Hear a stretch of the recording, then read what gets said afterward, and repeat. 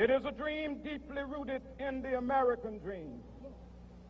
I have a dream that one day this nation will rise up and live out the true meaning of its creed. We hold these truths to be self-evident, that all men are created equal.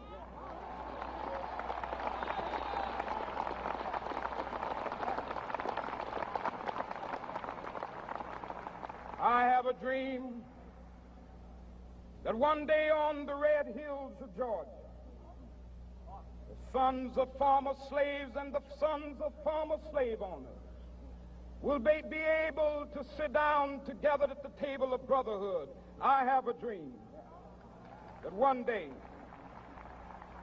even the state of Mississippi, a state sweltering with the heat of injustice, sweltering with the heat of oppression, will be transformed into an oasis of freedom and justice. I have a dream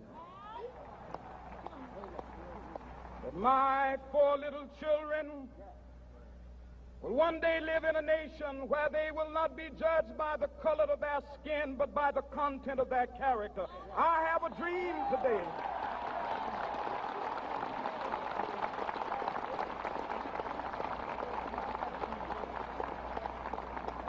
I have a dream that one day down in Alabama, with its vicious racists, with its governor having his lips dripping with the words of interposition and nullification, one day right there in Alabama, little black boys and black girls will be able to join hands with little white boys and white girls as sisters and brothers. I have a dream today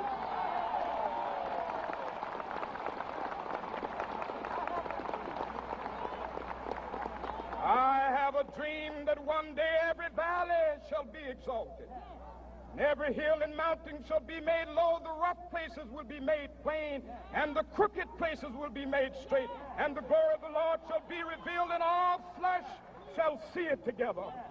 This is our hope. This is a faith that I go back to the South with.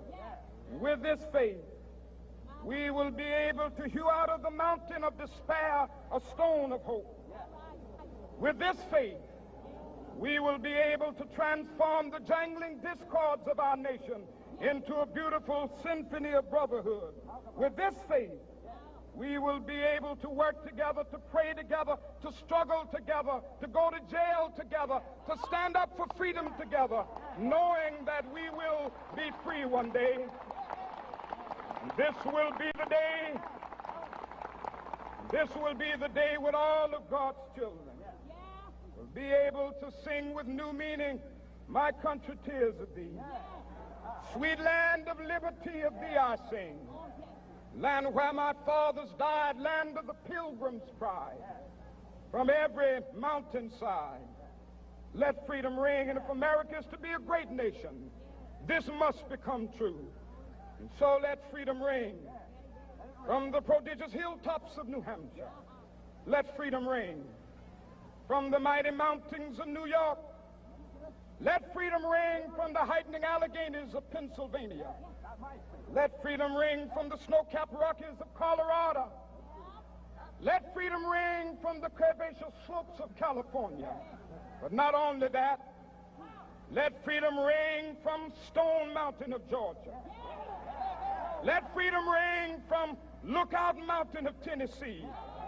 Let freedom ring from every hill and molehill of Mississippi, from every mountainside. Let freedom ring. And when this happens, and when we allow freedom ring, when we let it ring from every village and every hamlet, from every state and every city, we will be able to speed up that day when all of God's children, black men and white men, Jews and Gentiles, Protestants and Catholics, will be able to join hands and sing in the words of the old Negro spiritual, "Free at last, free at last. Thank God Almighty, we are free at last."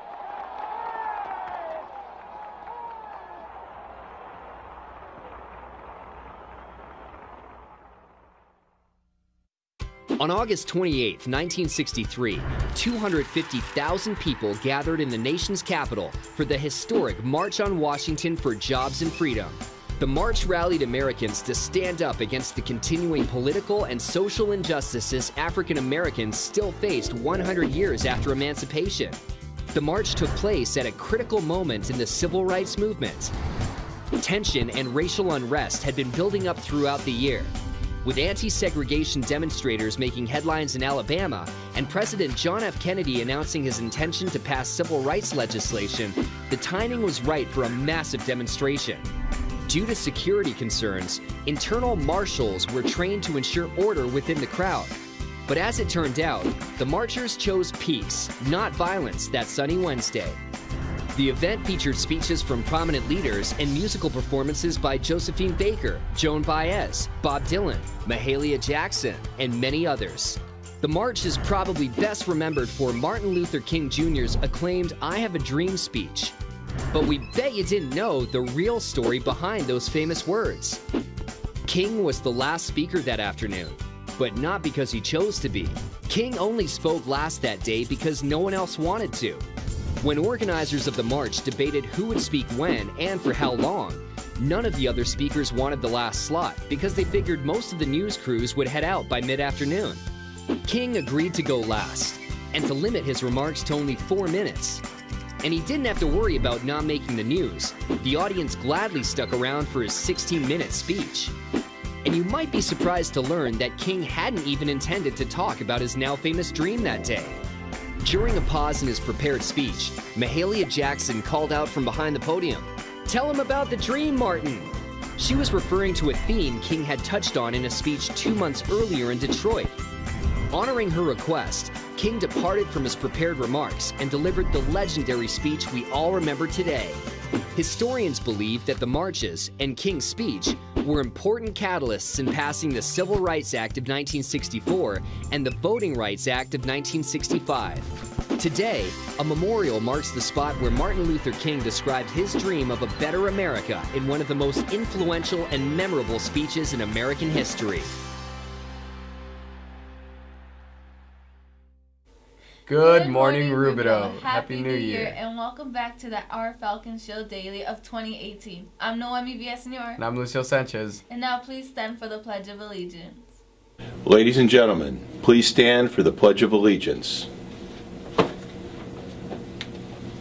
Ready, begin. I pledge allegiance to the flag of the United States of America and to the republic for which it stands, one nation, under God, indivisible, with liberty and justice for all. Thank you.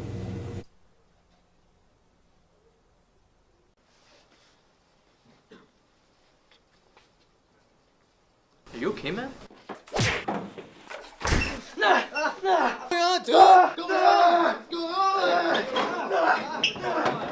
As you might have noticed, Jose is quite upset. Well, that's because he doesn't have his ID. Don't be without your ID. This could have all been avoided. Falcons, be sure to wear your IDs and lanyards, ensuring that your ID is visible, not on backpacks or other items, but on yourself. Be the standard, wear your lanyard, don't be without your ID. Falcons, here's your quote of the day. You just can't beat the person who never gives up.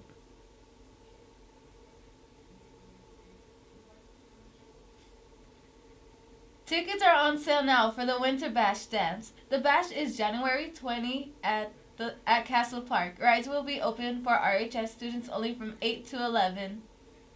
Falcons, this year's Winter's Dance will be RHS Winter Bash at Castle Park from 7 to 11 p.m. on January 20th. Rides will be open to RHS students only from 8 to 11 p.m. Pizza buffet will be served. You can dress formally or informally as you'd like. Tickets will go on sale December 7th through the 14th for an early bird price of $30 with ASB and $35 without. Prices will go up after break. The ticket is not included in the senior packet. Buy your ticket early and save. More information available in room 1215 or at the student store. Do you want to improve your grade or need help preparing for a big test? RHS teachers are here to help you raise the bars and succeed. After-school tutoring has begun Monday through Thursday from 2:30 p.m. to 3:30 p.m. at the cafeteria. After-school tutoring will end on May 4, 2018, so please seek help while you... That's it for today, Rubido. I'm Noemi Villasenor. And I'm Lucio Sanchez. Soar high and have a Falcon amazing day. Stay golden, Falcons, and you've just been fed.